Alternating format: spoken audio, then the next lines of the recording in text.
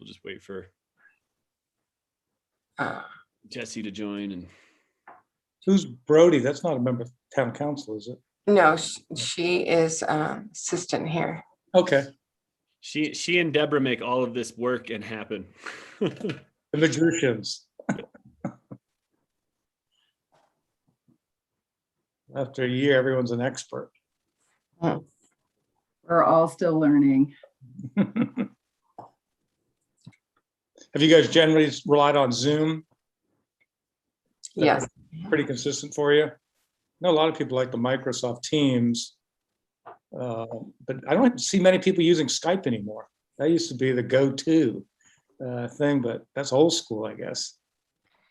You're at 5 o'clock, Mayor. Yeah. What's that? You're at 5 o'clock. 5 o'clock. All right, thanks. I was hoping that we would see. Is Dan? Have you heard from Dan? Well, let me just check. Sorry. Hold on. Here, Mayor, this is my Badger Cup. Oh, there you go. All right. Lucky Bucky Badger's joining us. That's good. And what kind? Where in Wisconsin was your family? Or Northern section, and I don't know too much of that. Sure, sure. Yep, but yeah. Great Up state. in- I love going up there. Northwoods. Mhm. Yeah, so council, we'll just see if Dan's joining. 2 minutes. Okay. 2 minutes. Okay. We'll stall for a little bit so we can just do that once. And I apologize for that. Yeah. Thank you for signing those documents this afternoon, Hunter. I appreciate it. Yeah, no problem. I was a little intimidated approaching that table when I saw the extent of what Jeff needed signed. Yeah, It was- packet was almost 500 pages long. It's a good Yeah. one. Saw that. That lift station agreement takes some serious The paper. lift station, I thought maybe it was a financial agreement. Those usually have tons of paperwork associated with like bond agreements, and loan agreements, but a lift station, huh? Wow. You can always call the meeting to order if you'd like. He's booting up his computer and we can go through the admin side. Take a And while. I'll just recognize him when he joins as well as Councilmember Right. Lincoln. So I Yeah. appreciate that. Great. Then with that, I'd like to call to order the special meeting of the Frisco Town Council. May I have the roll call, please? Certainly. Mortensen, Here. Aronson, Here. Burley, Here. Held, Here. Sherburne, Here. Fallon, absent, Incan, absent. Great. Thank you very much. Next, I'd like to open up to public comment. Anyone wishing to make a public comment this afternoon for anything that is not on this afternoon's agenda, you may do so now. You can unmute yourself, turn your video on, raise your hand, and happy to hear any public comments. And seeing none, I will close public comment at this time. And on to agenda item number 1, and that's the interim town manager candidate interview. So joining us this afternoon is Anthony O'Rourke. I appreciate you being here and your time. And I would like to turn it over to Nancy for an introduction and to start us off. So thank you, Nancy. Thank you, Mayor and Council, and Anthony O'Rourke, Mr. O'Rourke, who I know goes by Tony. So I would like to introduce him to you. You all have received his resume and a letter of interest from him. As you note, he has a long career, over 30 years in municipal management. I'm sure you have lots of questions. I do want to just remind the mayor to do recognize Councilmember Fallon and Councilmember Incan when they do join us for the record. And with that, I'm going to drop off and be listening in, but I'm here, but I'm going to be dropping my video. With that, I would like to introduce Mr. Tony O'Rourke. Excellent. Thank you, Nancy. And Tony, does Tony work? Are we Tony good? works, unless I'm in trouble, Tony works. All right. Yeah, it's reserved for when I've made mistakes. I appreciate that. And again, thank you for making the time. Thank you for being here this afternoon. Really looking forward to having a good conversation and learning more about you and kind of how you see what, how the fit would be with Frisco. So I think with that, I'd love just to give you a chance to introduce yourself, say anything that you don't think was in your resume or that you might want to share with us, and then we'll proceed into some questions. So Sure. Just a very short and simple introduction. As Nancy indicated, I have 30 plus years of both experience in the public and the private sector, which makes me a little bit different than most town managers. And of those, 20 have been spent in resort communities such as Beaver Creek Resort for 14 years, South Lake Tahoe, and Canyon City, and most recently here in Panama City Beach. So I have quite a familiarity with the balance that needs to be struck between full-time and part-time residents and significant tourist activities that generates the primary income for these communities. So it's an important relationship. I think succinctly, I'm known probably most for being proactive, very strategic. I'm a major practitioner of both strategic and business plan management. I believe I'm innovative, but most importantly, collaborative. You have to be collaborative in this business with the issues, the complexity, and the stakeholders, working with town council, working with the staff, working for the community, working for other governmental agencies and the private sector. It's incumbent upon someone to be very collaborative. So, well, just end it there and look forward to answering your questions directly.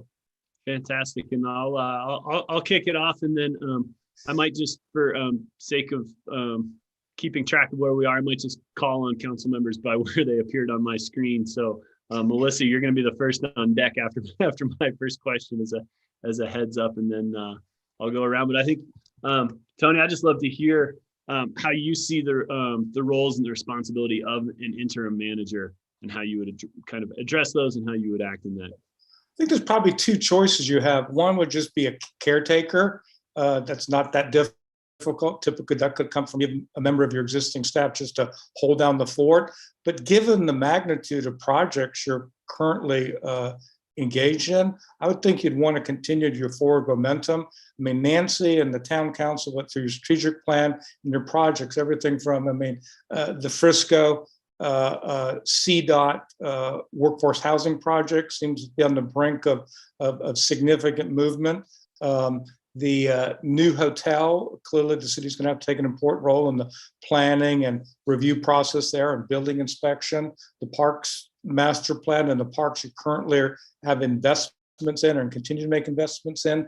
You have an interest in some kind of an ice facility. I don't know if that's outdoors, indoors. I have a lot of experience in that. The Marina Master Plan is an incredible opportunity for the city. I know you've done some significant things there, but having read your operational audit, there's a whole host of things that need to be tackled, from branding, marketing, facilities, staffing, that I think I could lend a hand in. We've got Main Street questions about, do you want to continue with your past practice of a pedestrian kind of promenade? What are the pros and cons of that? I've had experience with that. And your Main Street and other CDOT infrastructure improvements during the course of the summer. We all know in a winter environment like this, just like in South Lake Tahoe and Beaver Creek, you have a very small window to get a lot of work done. So it's imperative that that relationship be strong, communication be constant, these projects get built on time, on budget, because you don't have extra time once the winter hits. So as I think because of that, I'm extremely excited talking to Nancy about this, because you're not just, twiddling your thumbs there. You're really proactive, you're really engaging, and you're getting a lot of things done. And it's a question of whether you want to maintain that momentum or kind of call time out for a while. Appreciate that. And I just like, for the record, mention that Councilmember Fallon and Councilmember Incan have joined us at this point. So welcome both. Thank you. And Melissa, I'll turn it over to you. Thanks. All right. Hi, Tony. Nice to meet Hi, you. Melissa. Nice to see you. Got a beautiful little office there. Oh, it's gorgeous, isn't it? It's a Zoom background, Tony. I love it. I love it. I'm about to say, it's like you're in Florida with all that sunshine. I know, right? Well, thanks for being here with us. I love that your experience is really well-rounded throughout the country in these resort communities. I was wondering if you could share with us I sort of have a multi-part question. One is, clearly, this is very specifically an interim manager position. And I may have missed it, but have you served as an interim before, or only permanent city manager? I've been an acting city manager in an existing organization, but not to in this case, a new Kind of one. a transition. Okay. But I have And just- transitioned a lot given my career, so I've never had a problem transitioning and getting up to speed quickly. Sure, yeah. I was wondering if you could describe to us what you see the difference being between an interim manager Mhm. and an acting manager, and how you would use your skills as that you've built in your career as the acting manager, how that would lead us through the next several months as we transition through the interim period into a full-time acting manager position.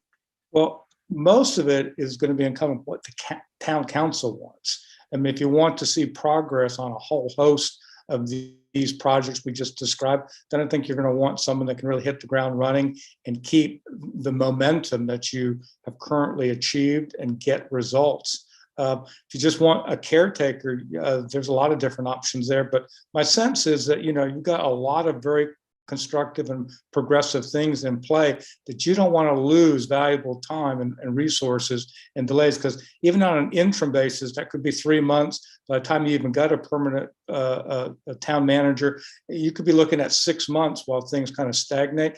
I think, given the track record you've demonstrated, being very proactive, being strategically oriented, my guess would be you want things to continue and maintain the momentum. To that end, I would ask you, what are your priorities? What are the things you really want to get done in the next 3 months and really position yourself successfully? And that's what I would focus on. It wouldn't be what I want to do. It's what the town council wants to do, and what your expectations are. My job, working with the staff, community, is fill those expectations. Thanks. And I'll obviously give everybody chances to sort of come back around, but Melissa, are you good for now, or? Great. Andrew Aronson, you're next on my screen. I'll go to you. Thanks, Andrew. You can move your icons around there, Hunter. So, I know. I just play it out it lies. I guess that's a golf term. how do you? Oh, we won't go there. Tony, nice to meet you. Nice to see you. Thank you for being available. A couple of questions, and I guess I'll start with if you saw the posting for this job as a permanent job, is that in your wheelhouse of thinking that this is an interim position that we're hiring for? What are we going to be considering? What are the odds we're considering you as a candidate for the permanent? Kind of in a general sense, it would, because of the nature of the things you're pursuing are very exciting and interesting. I'm not a manager just that is a caretaker, and this is not a community that's just caretaking. You're very progressive, very innovative. You're change agents. That's attractive, but it'd be premature to pass any judgment. My sole purpose right now is to come in and help you on an interim basis. Whether that leads to something else, we'll see, but that really wouldn't be on the forefront of my mind, to be frank with you. It'd be to hit the ground running, get these projects moving, and maintaining the momentum that Nancy and the staff and you guys have already developed, but get results and position yourself for continued achievements. Okay. And I view it as, I understand that. But hopefully you fall in love with us and we fall in love with you, and we'll go through the open process, but we'll learn a lot about each other and see where it goes. A lot to follow up with Frisco. On the harder questions, your tenure, your time of tenure in most of your jobs is pretty short, and the last one ended badly. Yeah, which I've read the newspaper articles from down there, and it's obvious that there's two sides of the story. Can you address kind of how did the other relationships end? Okay. And also, do you want to address the elephant in the room of, I don't know, whatever you can enlighten us on? Sure. To make us feel better about the other side. Like Yes. I said, I've read the newspaper, so I know there's two sides. Yeah, actually, my career had been pretty stale. I was in Beaver Creek for 14 years and Coral Springs, Florida, 7 years. When I went to Yakima, Washington, we were doing a lot of very positive things, but unbeknownst to me, when I took that job, there was a federal lawsuit that had been filed by Hispanic voters arguing that the method of voting for the city council, which was at large, which is pretty typical of most communities, was in violation of 1965 Voting Rights Act. And in quick summation, a federal judge agreed in summary judgment. Not only did he agree that there would be districts in lieu of at-large elections, but he also vacated the terms of the entire city council. This was recently after they'd been reelected. It was a very good progressive council.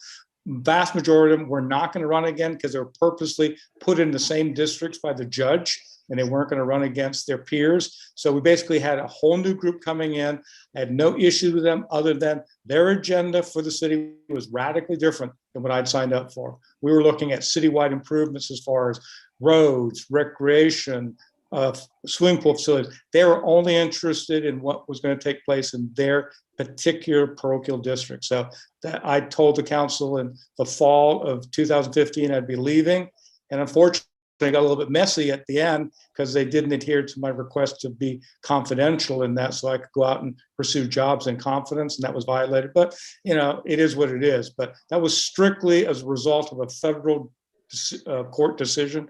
Now, Canyon City, things were also going along well. We were getting a lot of things done. It came to my attention, I was not aware of this, that our chief of police was creating a very toxic environment in the police department with sworn and civilian officials, particularly with women. Took them aside and said, hey, this is not going to happen. I'm not going to discipline you, but I'm going to counsel you. And unbeknownst to me, he went behind my back, talked to the city council the entire time saying, this is all about nothing. These people's complaints were bogus, phony. Well, 13 police officers came to see me. I have never been anywhere where that many employees came to me to report the problems with a director. So I took their concerns seriously. And then the council believed the chief of police. They asked me to leave. Within 1 year, there were 5 lawsuits, and the council finally asked the chief to leave. Technically, to be frank, he retired at age 44. So I think they came to the realization that the information I had was correct, the lawsuits were correct, and they had made a mistake, but hey, that's water under the bridge. It happens. Most recent situation came out of the blue. I was not looking to find illegal activity on the part of the city. It came to my attention that we had just completed, just prior to my arrival, about $50,000 to $60,000 worth of improvements to this park. And I'd seen it, I said, great. And then I found out, wait, it wasn't city owned. It was a private piece of property, which clearly is illegal. You can't spend public funds for private benefit. And to make it worse, it was sitting adjacent to the mayor's son's house, who had 2 little children. So I guess he thought it would be nice to build him a private park. Well, I reported that to the council in the summertime. Nothing was done. The FBI had already subpoenaed the city on other potential corruption charges related to Hurricane Andrew and some construction projects. So they were already keeping their eyes on the city. They became aware of this. They called me about it. They wanted all the information. They got it. This was in January. Again, I told the council, I'm not going to be sitting here when we get indicted and we didn't do anything. And I told them, if you don't disclose this at the February 11th meeting, I will. And they chose, I wrote them another memo on February the 10th, outlining everything. This was just to memorialize everything they'd known. They fired me the next night. And now I'm filing a lawsuit against them under the Florida Whistleblowers Act. Yeah, I know based on how we do things, that didn't seem to be agendized properly, but that's, I'm sure, part of your lawsuit, and best of luck. Yeah. Okay. Appreciate the honesty on that. What do you think is the average tenure for a town manager? Typically, it's about 5 years. Yeah, these days, typically. Now, I would tell you, and I've talked to Nancy about this, the profession has changed a lot. I got into this profession with the city of Dallas in the 80s, and it's a reflection of what's happening nationally. There's a lot of political partisanship, dysfunction at the federal, state, and local level. It's not the same. And you guys, that's why I really appreciate Frisco, having talked to both Nancy and Thad. You're the exception now, a proactive, a nonpartisan, just let's do what's in the best interest of the community kind of town council. That's a rarity. You're the exception, not the rule. That used to be the rule 30 years ago, but that has radically changed, and it's unfortunate for the profession. Yeah. Okay. A lot more turnover, a lot more volatility. Thank you. And I'll tell you, were you there for the hurricane that hit? Yeah, the hurricane prior to my arrival, that was in October of 18. we did not get that hit badly. It was supposed to hit us. It hit our neighboring. I do Red Cross work, and I was going to accuse you of having some magic power, because whatever that bridge is from Panama City to Panama City Beach, It was got like the night and storm. day. It was like Yeah. the same thing happened to me with Hurricane Andrew when I was a manager of Coral Springs. It was supposed to hit us dead on, and it shifted south to Homestead, and that place was devastated. So Oh. you get lucky sometimes. Yeah. All right. I'm not going to take all the time. So thank you. Thank you. Good answers. I appreciate it. Thank you. Thanks, Andrew. Jesse, please hop in. Tony, thank you for being here. My question is pandemic related. So we just went through an unprecedented year. I don't think anyone's going to use that word again. It's over now. But can you describe a little bit about how you led your organization through the pandemic, and if your tenure was only partway through that, how you in hindsight would have kind of carried on? Sorry, somebody's asking me to start my video. I must have bad internet connection. Can you hear me? Yeah, I can. Yes, I can. Anyway, so how did you carry your organization through the pandemic? Sure. We were about the first city in the Panhandle that took a proactive position. We laid out a plan of action in mid-February of 2020. I come from a background. My dad was an epidemiologist. I got two brothers who were doctors. So I take pandemics, epidemics pretty seriously because I grew up, I was brought up overseas, Europe and Asia. So one of the problems with Americans is they're not as educated and as familiar with epidemics. My past made me crystal clear aware of that. So I took it very seriously right from the get-go. So we took very significant precautionary actions to safeguard employees, still provide city services. We shut down our facilities, but continue to provide service. As you well know, Florida has probably been the most liberal state. I don't agree with the governor here. I don't agree with a lot of elected officials here, how they have seen the pandemic. They truly see it as not that significant. It is.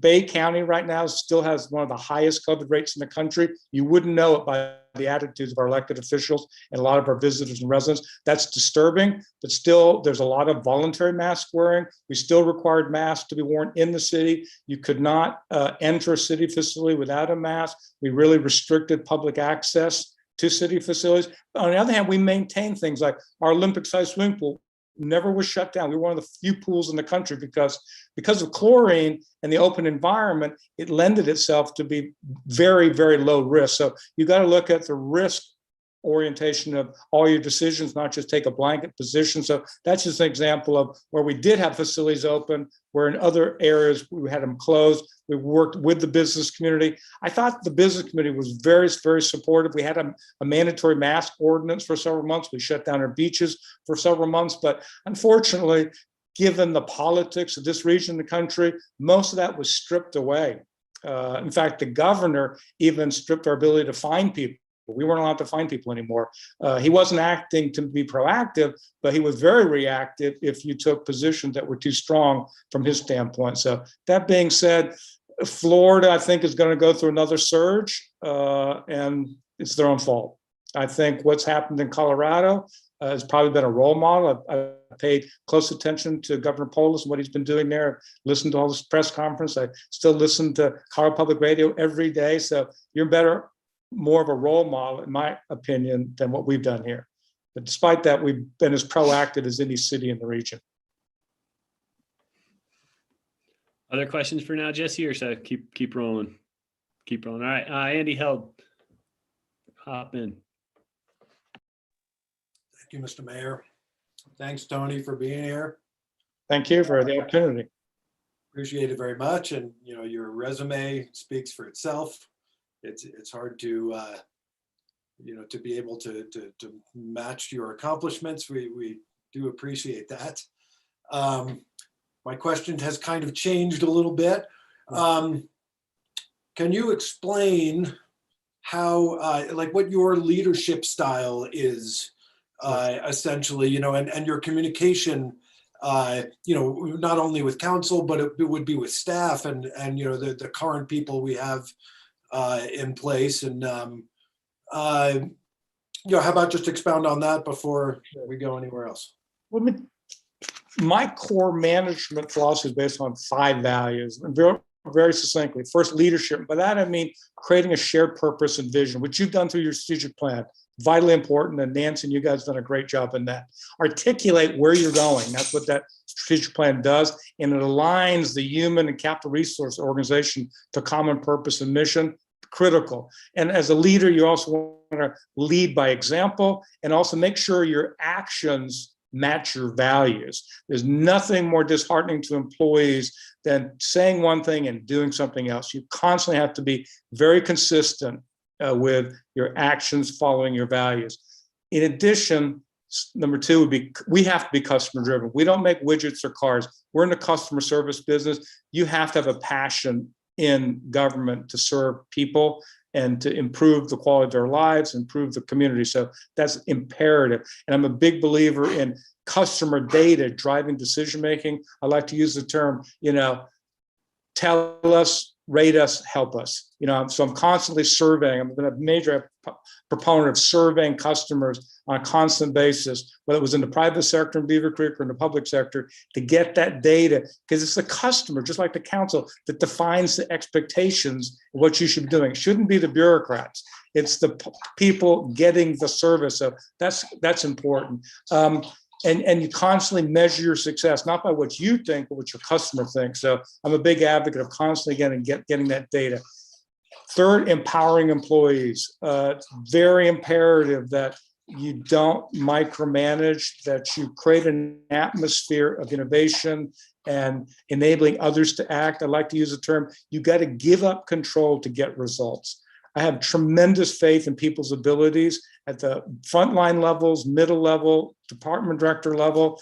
Don't ask them to check their brains out at the door. Don't think you have all the answers. Solicit from them, push them, give them the opportunity to exercise their professional judgment and make sure they have not just the responsibility, but the authority to make decision-making. I'm a big advocate of that. And I can give you lots of examples of what tremendous employee decision-making has resulted in, not from me, but from them.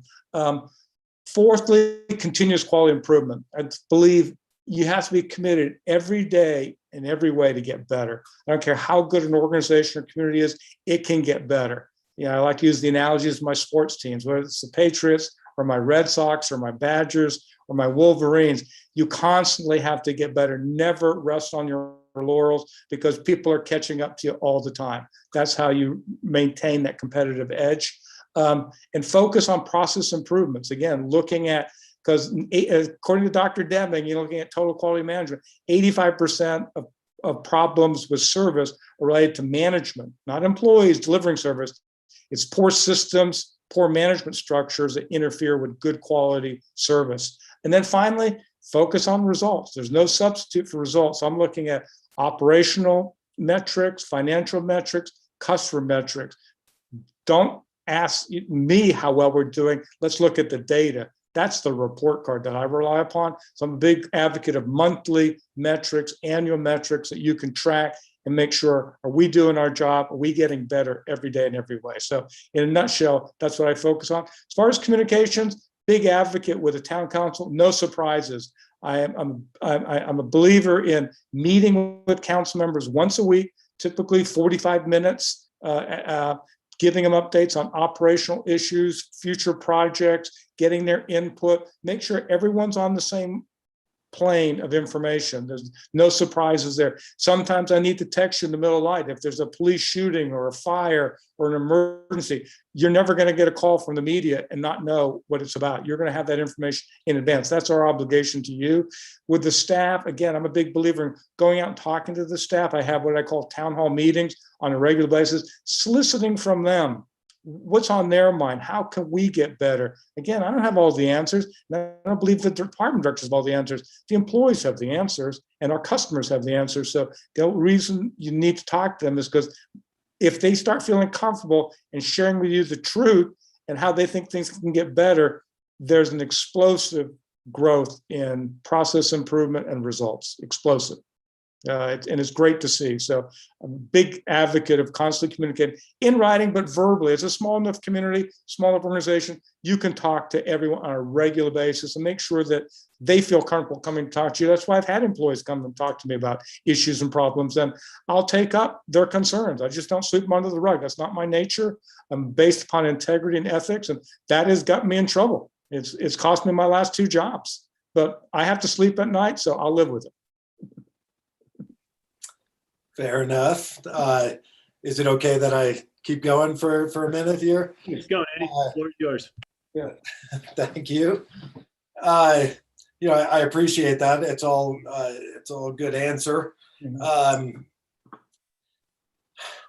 Okay, so within that, how about first, what do you see as your willing, what you're willing to give the town of Frisco? You're talking about a lot, right? You're talking about an all-encompassing full-time job, right? So you're going to come in for an interim for, say, whatever, you know, a few months to whatever it takes. Summer, perhaps. Or are you planning on being here for this if we went with you? Are you moving your family here? Are you, what's your position there? Sure. And you know, what are you willing to give us for the time needed? Sure. And then, as Andy was saying, you know, if it becomes a whole love fest and we just can't do without each other, then perhaps we talk about that. But yeah, so. It's like the Bachelor. Right now, this is potentially a date, and we want to make sure we are meeting each other's needs and expectations. But my role really would be to come in there, and I've mentioned, continue the momentum, continue to getting you results. You guys are doing a lot of things, and which are fantastic, but you've got to keep your eye on the ball and get results, not let projects get behind or costs exceed budget. So that will be important to me. And hey, if there's a love affair after 3 months or so, I would be serious in a relationship. I love Colorado. I love Frisco. That would be my first choice as far as a position, to be honest. I'm in Florida because my wife loves the beach. But I'm originally from Hawaii, so that's not as enticing to me. I love the mountains more, to be frank with you. And I have no problems, you know, juggling that. But, you know, I don't want to get in front of myself. If we had the opportunity to work on an interim basis, let's see how things go. And I think hopefully we mutually arrive at the same decision. But I wouldn't be doing this if I didn't think that potentially, could there be a relationship? Could there be a longer term engagement? I hope, because I'm going to be busting my butt if I come up there to get you results. Fair enough. And then just one other thing, sorry. So as we are in a major drought year this year, you know, and I've seen what you've done in the past for with fire and fire mitigation and all that. You know, coming in, this is going to be, you know, this is our natural disaster that we have to look at us. We don't have hurricanes, right? Okay. So what could you lend to us? I mean, this is something we're working on already, but what would you bring in and straight away say, we are missing this, this, and this. We need to establish this. Certainly would want to sit down. I'm sure there is in existence already a strong partnership between state and federal agencies, BLM, you know, the fire service, the Forest Service, local fire districts. I mean, as you know, a fire of the magnitude you're talking about overwhelms a small community like Frisco, just like it did in South Lake Tahoe when Nancy was there, when we had a major fire there. And that's why it's so important to focus on prevention, but also your ability to respond to such an act if it happens, and hopefully how to prevent it. But it also deals with the broader issue of environmental sustainability. The natural environment of Frisco is the golden goose. And you're going to continue to have this existential threat, not just now, but for the foreseeable future with, you know, greenhouse emissions and global warming. So this isn't just a 6-month or 2-year problem. This is an ongoing problem. So dealing with that in the long run will be very important to addressing the immediacy of a fire risk, because the global warming issue needs to be addressed. I see Summit County has a very good plan. The town has a good plan. Stick into that plan, getting results. But in the interim, also making sure you have sufficient defensible space. You have the resources. I mean, one of the things we did at Beaver Creek is we made sure that all the snowmaking lines were charged in the summer so they could be suppression systems. But working closely with the fire resources, and you'll never have enough resources because, as you well know, when these things happen, there are several going on at the same time. So, but again, working with state, local, federal officials, having a game plan, making people recognize how serious it is. And then on the longer perspective, dealing with the issue of environmental sustainability and trying to reduce the risk of these things happening, not just with fire, but, you know, I was talking to the mayor earlier about decline in snow production and the impact on the water reserves, the impact on the habitat of the natural environment. I mean, it has huge consequences. So that's a long-term thing, but needs to be addressed today. You can't wait anymore. And I know you're doing some very progressive things, and you need to keep them up. Fair enough. Thanks. I could go all night, but It's a critical issue, and you know, wipe out a community, just like a hurricane, like you mentioned. right. Okay, thank you. I'll let you Thank you. move on, Mr. Mayor. Thank you. Thanks, Andy. And I'm not, we'll come back around for sure. Rick, I don't think you can do video. I'm not sure where you ended up, but Rick, I'll let you go next, and then Dan, you'll follow Rick up. Cool. Hey, hi guys. Just a quick video. As you guys know, I don't do a ton of video while I'm at work, so I'm gonna say hello and welcome and thanks for coming to the meeting. And to follow up what Andy, one of his questions was, is and you had mentioned earlier, is hitting the ground running. Talk me through the first 2 weeks of your tenure with the town of Frisco and what that, you know, post transition with Nancy, you know, how does that onboarding go, and how does that get managed? Well, Nancy has sent me a host of different documents, which have been really valuable. Everything from your workhorse housing project to the marina audit to the parks master plan to this new hotel, the Main Street issues. So reading up as much as possible to get ahead of the curve, getting on the ground, first and foremost, meeting with you folks individually. Find out from you, as I mentioned early on, I need to get a sense of what are your priorities, and hopefully there's consensus there. What are the top 4 or 5 things you really need to make sure get done this summer? And that needs to be my focus. Clearly meeting with the staff to make sure what their needs, concerns are. Clearly change, transition is very discomforting for them. It's second nature for me. It's very easy for me to transition. I've done it all my life, both as a child moving around the world and professionally. So it doesn't take me long, but that's not true of most people. Change is difficult. It's a hardship. They need to make sure they don't feel threatened. They're comfortable. They're still coming to give 100%. And we're working in unison to that shared common interest of what the town council wants. So that's what I would focus on. Talking to community members. One of your major decisions early on has to be, are you going to turn Main Street again into a promenade?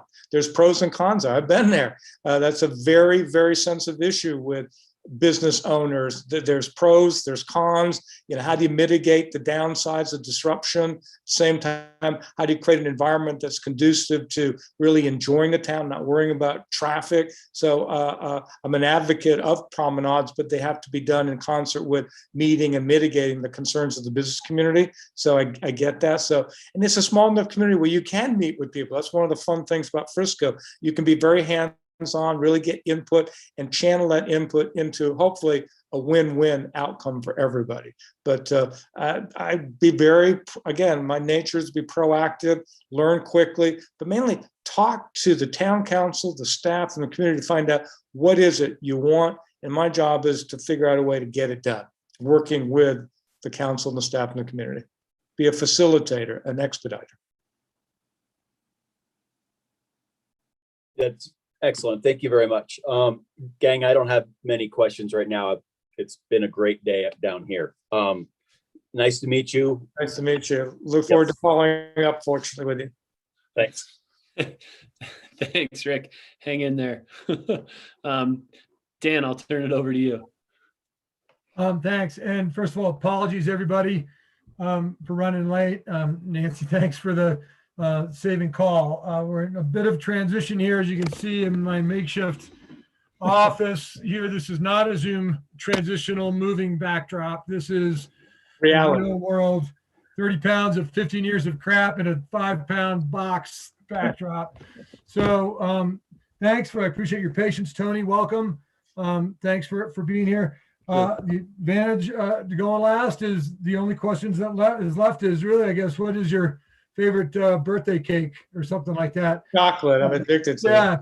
So, but I appreciate the questions. Those are all definitely in line with what what my concerns were, and very well answered. I love the range of the response. So thank you for that. I really appreciate your tenets of leadership in terms of engagement. And so my concerns are around, how would you engage the council? You've answered that. How would you engage the staff? Lastly would be in that triad would be the community. Nancy is really set the bar pretty high for her ability to engage the community, respond to community concerns, answering letters, being on site where there's issues, really vesting herself. And she's really kind of led the way for council and set a great example in the community for that level of engagement. And it's very positive. How do you typically where you've been, how do you see your community engagement practices or, exercises? Also, and I don't know if or how you can answer this, are you looking right now, starting an alternate search for a new manager position somewhere? And if so, would you be, you would give us a certain amount of time in terms of time window to continue to allow us to execute our manager search? So if you could talk a little bit about those couple of things, your public persona, and how you would be, investing yourself in the community. Well, first of all, you got the benefit that Frisco is a smaller community. There is absolutely no reason on earth you wouldn't personally meet with people. So if people were to email me or call me, I'd want to set up a meeting and chat with them. Go visit them at their business or at their home. It's a small enough place you can get, face-to-face opportunities to communicate with people. I'm not a big believer in, constantly communicating through email or some other digital format. I'm a people-oriented person. I want to meet with them personally. I enjoy people. I've come from a very diverse background, so I like people from all sectors of life. So it's fun for me to engage in people and find out, not just what their problems or issues are, but who they are, how can we help on other issues, how they can help the city. It's a two-way street. It's not just about them concerned about something. Maybe they have something they can bring to offer to the city to enhance the city. So engaging in that respect, just like we would with employees. As far as employment, I told Nancy when she talked to me about this, I would immediately put on hold any pursuit of any position. And I a couple in the pipeline, I've called them and shut them down. It's not fair to be double dating or even looking at someone else while you're engaged in a job. So just ethically, it would be wrong. So my 100% attention devotion would be on the town. So something happened in the long run, great. If not, then I would open up that pursuit after I left. But in the interim, 100% of my focus commitment is to the town. I would have no communications or engagement with anyone else, period. Give my full attention. Thanks. Dan, you're good for now? Yeah, the kind of the follow-up to kind of where Andy was going is how do you manage that, this interim time, what I would call the substitute teacher complex. You're coming in and you don't have you don't wield the authority typically vested in the position. Maybe difficult to vest yourself in projects that are somewhat nascent in terms of their development. So how do you kind of stay vested with that and kind of keep that enthusiasm among staff who all are fully tasked right now, continue to foster that accountability, build that immediate trust so you have that level of engagement to which you've alluded. Sure. How do you manage this kind of substitute teacher part of it so that you can manage, control, initiate, and Sure. still feel like you can go all in and still pull yourself back. As I mentioned, just as I would empower the staff, I would also tell them, the town council, based on my discussions with them, their prioritization, they've empowered me to be the conduit for their vision. And we're going to collectively achieve it. And so if you think I'm just here, holding down the fort for 3 months, you've missed the message here. The council has made this decision because they want to be assured that momentum continues. They do not want a caretaker. They want to get results. I'm a conduit for that. Let's roll up our sleeves. Let's get after it. I'm here to support you, facilitate, get you the resources and the expertise to get your job done. But if you think we're going to be on cruise control for 3 or 4 months, think again. They've got things to accomplish on behalf of this community, and I would expect all of you to get 100% behind it, more now than ever before. This is when they really need you to step up. And who knows, I may be here longer than 3 or 4 months, so you want to step up and demonstrate what you're capable of doing, because first impressions are powerful. And if you want to create a positive first impression, I would suggest you do that. I'm certainly going to try to create a positive impression with the staff, with the community, and the town council. I'd ask them to do the same thing so that we collectively can be a team to carry out the will of this community and this town council. That's our job. It's not to do things that we want to do at our pace, but what the town council wants to do to benefit this community. And they're on a pretty fast treadmill. And if you can't keep up, then there's going to be issues down the road because they need to get results. You're dealing with very complex issues, from affordable housing to environmental sustainability to your economy, diversification, to Main Street, to capital projects, to recreational assets that need to be leveraged. I mean, there's no time to waste here. And this is a great time to be busy and get results and embrace this opportunity. That's what it is, a great opportunity for everybody. So step up. No, and I don't want to create the impression that I think for a minute that you're going to be working with anything but the highest caliber grade of professionals that there are. We've a great team here, and I think you'll find that they'll be ready, willing, and able to execute. So appreciate that. You said some things that really resonate. So thank you. I appreciate that commentary. I think your question is a very valid one. And I would point you to the movie To Serve with Love with Sidney Poitier and see how he handled it as a substitute teacher. That would be my role model. Not as good looking though. I don't know how to, that lost my train of thought on my next question. But does anybody else have any follow-up questions that came to mind? Or you wanted to hear clarified? I think Tony, a question I would have is, I know you've got deep and extensive kind of history and connections between your time at Beaver Creek and Canyon City. We're kind of in the middle of those two bookends. Sure.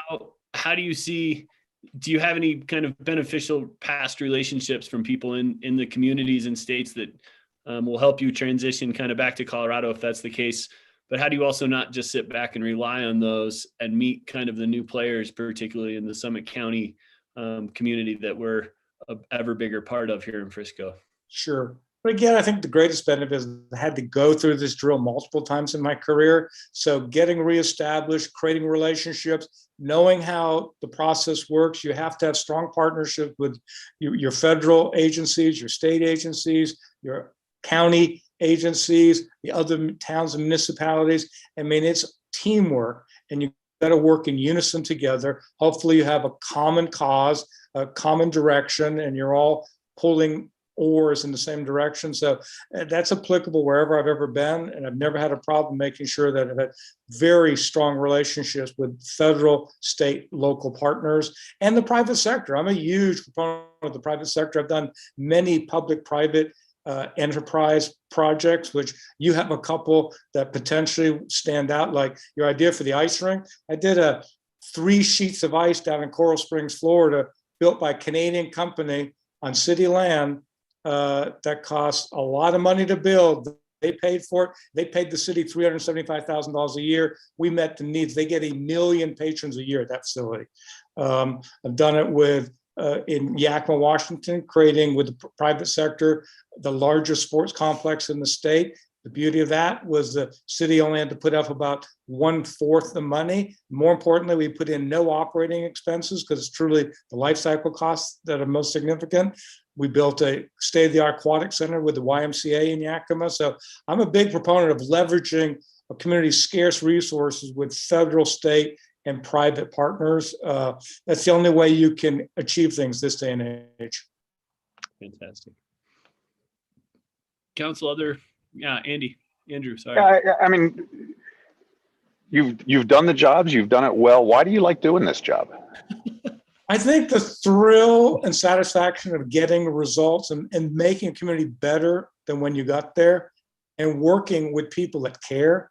The only disappointment I've ever had in this career are elected officials that forget what they're there for, and they have their own private agenda and their own parochial interests, and that's very, very dissatisfying. But by and large, most people I've been able to work with in the public sector truly are motivated by doing the greater good and wanting to get results, not for themselves, not to create fanfare for themselves, but to improve the community.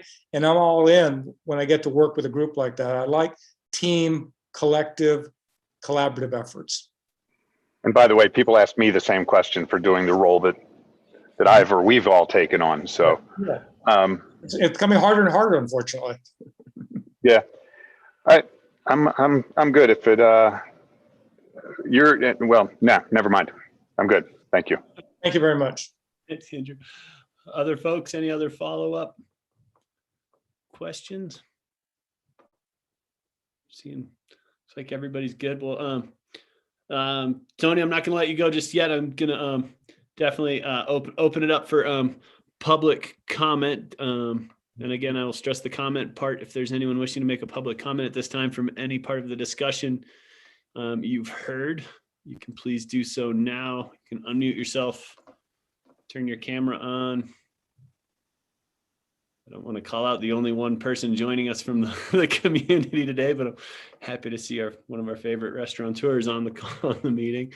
So seeing no public comment then at this time, I think if council has no more questions for Tony, I think we can kind of transition into some discussion. And if anybody feels passionate about going into executive session to give Nancy some direction on negotiations, we can do that as well. But I'd like to, again, I really appreciate your time, Tony. This has been insightful, and your knowledge and background is quite impressive, and look forward to following up with you soon.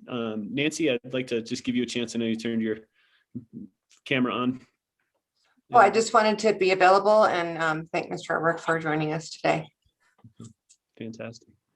Then if there's nothing else, be happy to, if folks feel like we need to go into an executive session to do some negotiations, I've got a pretty good idea of what I'd like to do. I think an executive session would help for some of the discussions, so we can help give Nancy some clear direction in negotiations and next steps. So, and if there is Hunter, can I just ask one last thing, which is, Tony, you obviously prepared for this conversation and prepared well.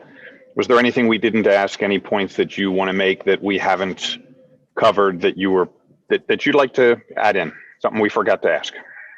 I was going to simply say I really appreciate the opportunity, and Nancy even contacted me. I mean, we go way back, and Bill Efting, and talking to and Bill and Thad.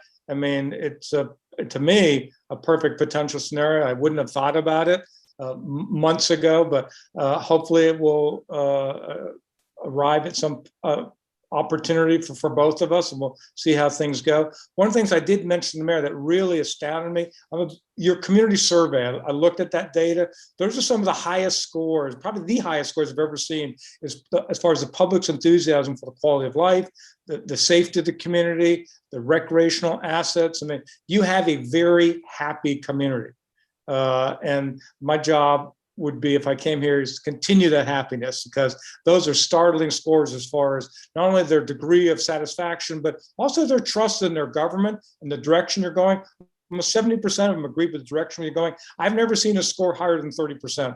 The public today is very mistrusting of government officials. That is an extremely high score, which tells me that, you resonate with credibility and honesty and trustworthiness with the public because they really believe in the direction you're going. And I'd be thrilled to be part of getting on that train and getting results for them. But to that end, thank you for the opportunity to talk to you, and especially want to thank Nancy for the opportunity for this situation. Great, thank you, Andrew. Great follow-up. I think, Tony, you can, the council may discuss it. It's kind of awkward. Normally we'd say bye, shake hands, and Just click out. Thank you. yeah. Take Thanks care. very much. Appreciate it. Bye now. Sonny, have a good evening. Council, any further open discussion, or would like to go into executive session? And the wording is there in the agenda for directing negotiators. Jesse's bringing it up. I see. Good. Mr. Mayor, I move that we move into executive session pursuant to CRS 24-6-402, parentheses 4, parentheses E, determining positions relative to matters that may be subject to negotiations, developing strategy for negotiations, and instructing negotiators concerning the interim town manager. Thank you. Is moved by Pro Tem Burley. Is there a second? Seconded by Councilmember Held. Any further discussion? Can you call the question, please, Deborah? Certainly. Aronson, Yes. Burley, Yes. Fallon, Yes. Held. I didn't hear you, Councilmember Held. Yes. Thank you. Lincoln, Yes. Sherburne, Yes. Mortensen. Yes. Thank you. Thank you. Everybody should have the executive session link in their email, and we'll see you on the other side.